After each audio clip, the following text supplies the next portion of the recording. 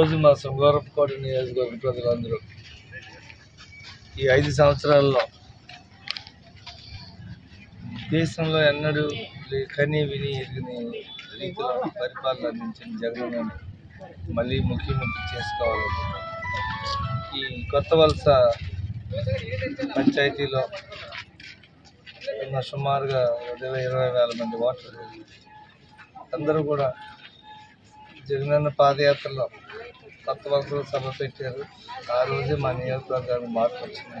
ఈరోజు 5 ఏళ్ళ మంచి పరిపాలన అనుకున్నాం. మళ్ళీ జగనన్న గెలిపిస్తామని అందరూ చెప్తాం. వ్యాపారం మీది, ప్రచారం మాది. మీ యొక్క వ్యాపారంను శుభాకాంక్షలు తెలియజేయాలనుకుంటే వెంటనే ఈ క్రింది నంబర్కి సంప్రదించి FTP న్యూస్లో యాడ్స్ పొందండి.